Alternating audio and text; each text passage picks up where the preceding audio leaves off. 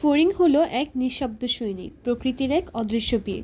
বাংলার মাঠে ঘাটে, পুকুর পাড়ে কিংবা জলাভূমির ধারে প্রায় উড়ে বেড়াতে দেখা যায় এই নিসর্গ সৌন্দর্যের প্রতীককে। কিন্তু এই ক্ষণিকের উড়ন্ত সৌন্দর্য শুধু রঙিন পাখার সৌন্দর্য নিয়ে প্রকৃতিতে তার অবস্থান তৈরি করেনি, বরং সে প্রকৃতির ভারসাম্য রক্ষা করতে নিজেকে উৎসর্গ করেছে নিঃশব্দে, নিঃস্বার্থে।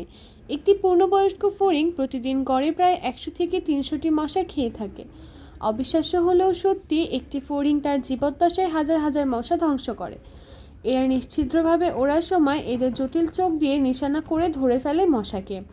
নিঃশব্দে এই শিকার কার্যক্রম চলে প্রতিনিয়ত, যেন এক প্রকৃতির নিযুক্তই শিকারী।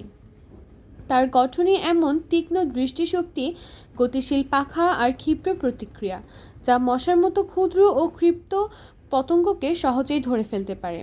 তারা এমন দক্ষ শিকারী যে তাদের সফলতার হার প্রায় 95%-এরও বেশি, যা পৃথিবীর অন্য যে কোনো শিকারীর মধ্যে অন্যতম সর্বোচ্চ।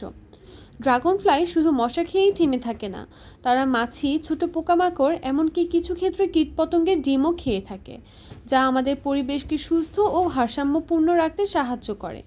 এই কারণে অনেক বিজ্ঞানী ও পরিবেশবিদ ফড়িংকে বলেন প্রাকৃতিক কীটনাশক, যারা কোনো রাসায়নিক দ্রব্য ছাড়াই মানব সভ্যতাকে রক্ষা করে। দুঃখজনকভাবে অজ্ঞতা ও অবহেলার কারণে আমরা অনেকেই ফড়িংকে তুচ্ছ জ্ঞান করি, অনেক সময় মেরে ফেলি, শুধুমাত্র খেলার ছলে কিংবা শখে। কিন্তু একটি ফড়িং মারা মানে হলো প্রতিদিন শতাধিক মশাকে বাঁচিয়ে দেওয়া, অর্থাৎ নিজের হাতেই নিজের ক্ষতির রাস্তা তৈরি করা।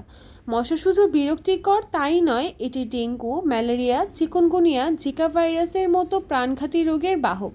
অথচ এই রোগের বিরুদ্ধে আমাদের প্রকৃতির নিজস্ব সৈনিক ঘাস ফড়িং আমাদের অজান্তেই লড়ে যাচ্ছে। ফড়িং পরিবেশের একটি সূচক প্রজাতি, অর্থাৎ যেখানে ফড়িং বেশি দেখা যায় বুঝতে হবে সেখানে জলাশয় সুস্থ, বায়ু বিশুদ্ধ, প্রকৃতি এখনও জীবিত। কিন্তু জলাভূমি নষ্ট হলে, কীটনাশক ব্যবহারে বা নগরায়নের চাপে যখন তারা বিলুপ্ত হতে শুরু করে, তখন আমরা খেয়ালই করি না, প্রকৃতির ভারসাম্য হারিয়ে ফেলি। ফড়িং দেখলে মেরে ফেলা না, তাকে রক্ষা করো। নিজের চারপাশে জলাশয় ও সবুজের যত্ন নাও। শিশুদের শেখাও ফড়িং খেলা নয়, রাসায়নিক স্প্রে ও কীটনাশক কম ব্যবহার করো। শহরে বা গ্রামে পুকুর ও জলাশয় সংরক্ষণ করো, সেই সঙ্গে ফড়িংও থাকবে।